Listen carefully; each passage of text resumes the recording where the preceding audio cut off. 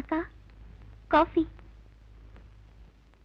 எனக்கு வேண்டாம், அவருக்கு மட்டும் போதும். அக்கா என்னக்கா ராத்திரி பூரா தூக்கமே இல்லையா? போடி.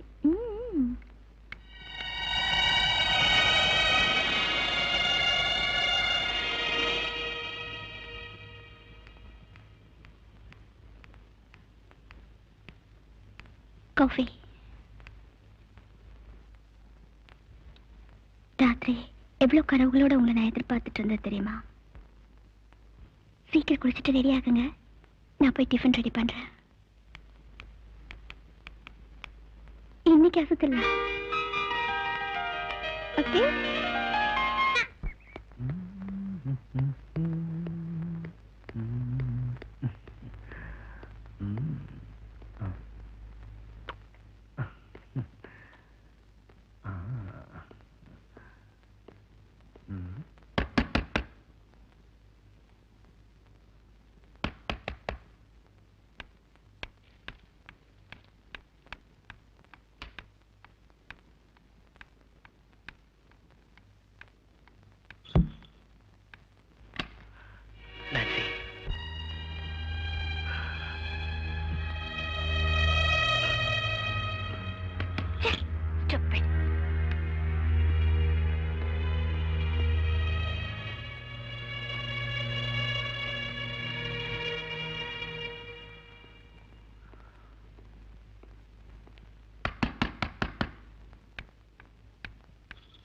நான்சி, ப்ளீஸ் நான்சி, என் நிலைமை கொஞ்சம் புரிஞ்சுக்க முயற்சி பண்ணு.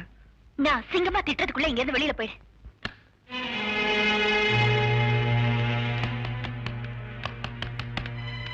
நான்சென்ஸ். எவ்வளவு தடவை திட்டினாலும் அறிவே இருக்காது. என்ன பண்ற பாரு. என்ன ஜென்மமும். செருப்பாலதான் அடிக்கணும். ஓ நீங்களா? அப்பா இல்ல? வாங்க, கம் ஆன், கம் இன்சைட். வாங்க உள்ள வாங்க. வாங்க உட்கார்ந்துட்டு பேசலாம். வாங்க வாங்க. வரேன் வரேன் வரேன். ஏன் இருக்கிற? ஏய் உட்காருங்க. அப்புறம் என்ன விஷயம் சொல்லுங்க. நான்சி, நான் சொல்ல வந்தது என்னன்னா, நீங்க என்ன சொல்றது? நீங்க எப்படி இங்க வருவீங்கன்னு எனக்கு நல்லா தெரியும். நான் உங்க மனசுல இருக்கேன், அது உங்களால மறக்க முடியாது. நான் சொல்றத கேளு நான்சி, நீ நல்ல பொண்ணு. புரியுது. எனக்கு கல்யாணம் ஆயிடுச்சு, அதனால என்ன மறந்துட்டு ஒரு நல்ல மாப்பிளைய பார்த்து கல்யாணம் பண்ணிக்கிட்டு உடம்பு ஒருத்தங்கிட்டையும் மனசு ஒருத்தங்கிட்டையும் கொடுத்துட்டு சாகுற வரைக்கும் நிம்மதி இல்லாம இருன்னு சொல்றீங்க இல்ல? புரியாம பேசாத. புரிஞ்சுக்காத அளவுக்கு நான் ஒன்னும் குழந்தை இல்ல. ஒரு நிமிஷம் இருங்க.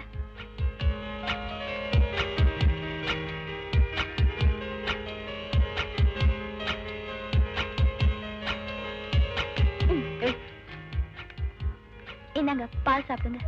இல்ல நான்சி, சொல்ல வந்தது சொல்லியாச்சு. நான் கிளம்புறேன். கிளம்பலாம், ஆனா பால் சாப்பிட்டு கிளம்புங்க. பரவாயில்ல நான்சி, இதுல ஒண்ணும் விஷம் இல்ல. ஏன் இப்படி எல்லாம் பேசுற? கூட சாப்பிடுறேன்.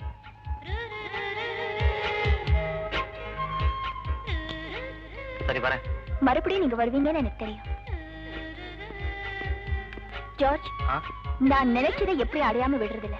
இந்த பாலை எப்படி உங்களை குடிக்க வச்சனோ இதே மாதிரி என்னைக்காவது ஒரு நாள் உங்களை அடைஞ்சே தீருவேன். இப்ப நீங்க போலாம்.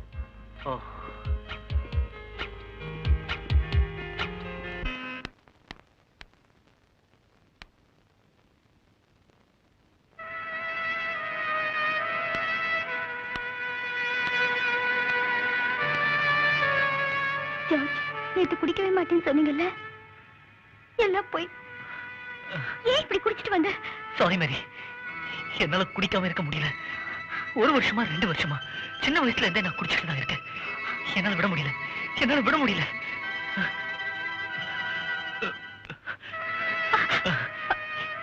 இப்படிலாம் நடக்கும்னு தெரிஞ்சுதான் எங்க அப்பா கிட்ட நான் கல்யாணமே வேண்டாம்னு சொன்னேன். அவரு தான் பிடிவாதமா எனக்கு கல்யாணத்தை பண்ணி வச்சுட்டாரு. என்னால விட முடியல, என்னால விட முடியல.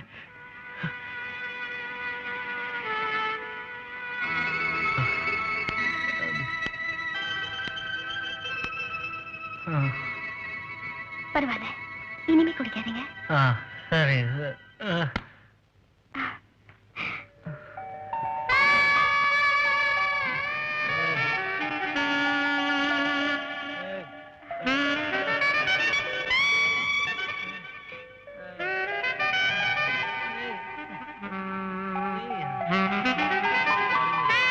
பண்ணாத.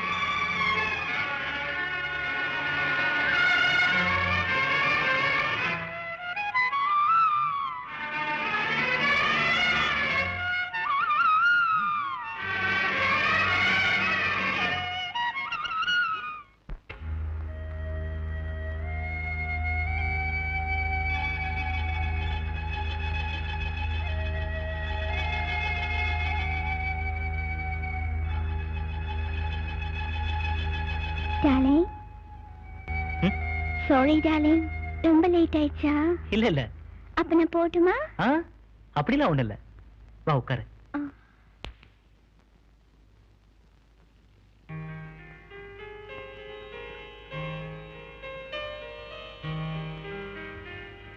இந்த ட்ரெஸ் ரொம்ப நல்லா இருக்கு. நேத்து போட்டிருந்த ட்ரெஸ் நல்லா இல்லையா? இல்ல இல்ல, அது நல்லா இருந்தது. இது அதை விட நல்லா இருக்கு.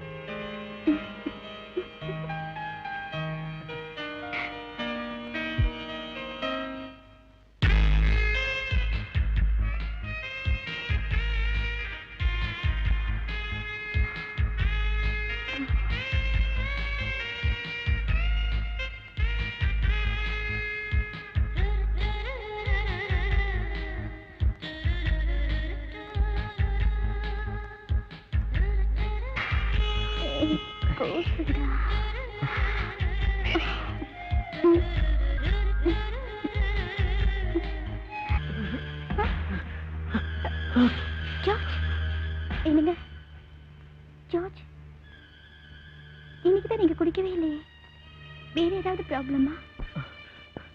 என்ன மன்னிச்சிடு, என்னால முடியல. உன்னை தொட்டாலே என் உடம்பெல்லாம் சிலுக்குது, என்னோட நரம்பெல்லாம் வலிக்குது.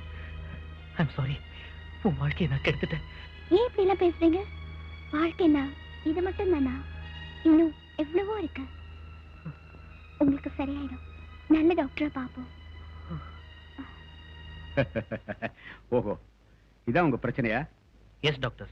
ஓகே மிஸ்டர் ஜார்ஜ், நல்லா ஞாபகப்படுத்தி சொல்லுங்க. உங்களுக்கு ஏதாவது ஆக்சிடென்ட் ஆகி அடிக்கடி பட்டிருக்கா? No doctor.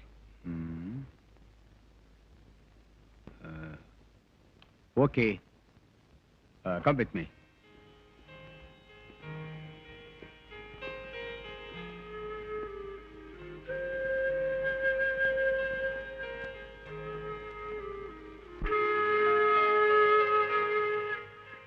நான் செக்அப் பண்ணி பார்த்ததுல நர்வ்ஸ் வீக்கா இருக்கு. டாக்டர், சின்ன வயசுல இருந்து எனக்கு குடிப்பழக்கம் இருக்கு. அதனால தான் என் நரம்புகள்லாம் வீக்கா இருக்குமோன்னு பயமா இருக்கு. That's the point. அதான் காரணமா இருக்கும்னு நினைக்கிறேன். மேடம், ஒரு சின்ன சஜஷன். என்ன செய்யணும்?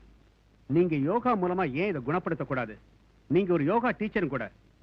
உங்க குரு மிஸ்டர் மணிகண்டனை மீட் பண்ணி சஜஷன் கேளுங்க.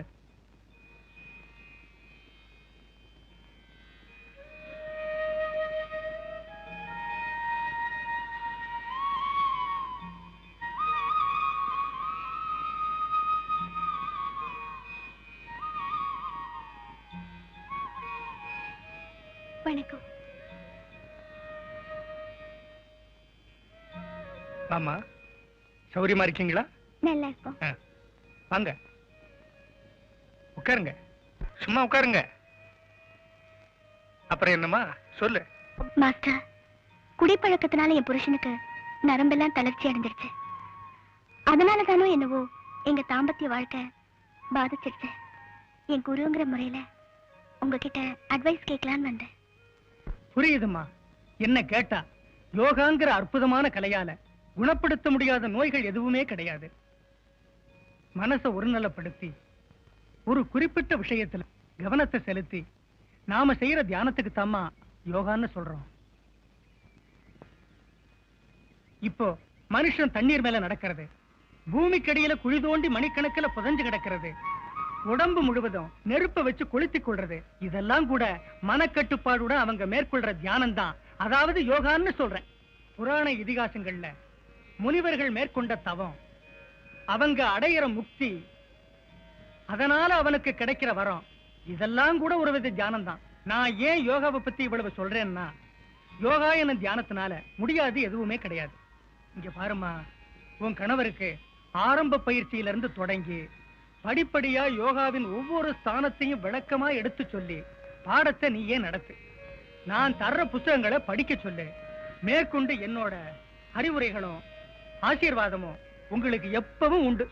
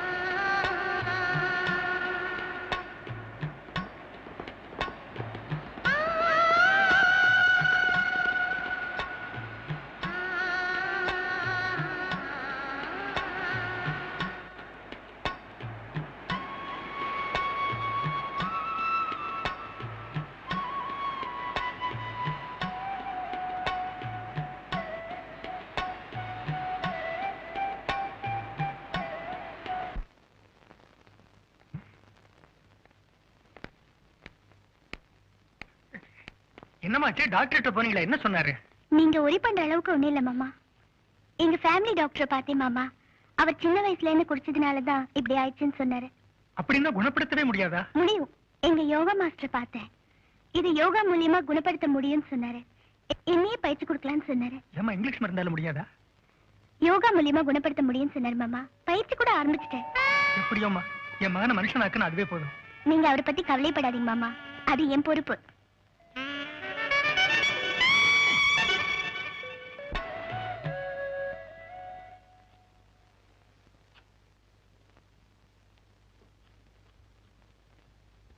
ஆண்டே, அண்ணா இது கொடுத்து விட்டாரு. எங்கடா அந்த குண்டு பையன்? வீட்டு பக்கமே காணோம். அவன் வீடு சேத்துப்பட்டு, அவன் அப்பா அம்மாவோட இருக்கான். உங்க அப்பா அம்மா இங்க இல்லையா? எனக்கு அப்பா அம்மாவே கிடையாது, நான் ஒரு அனாதை.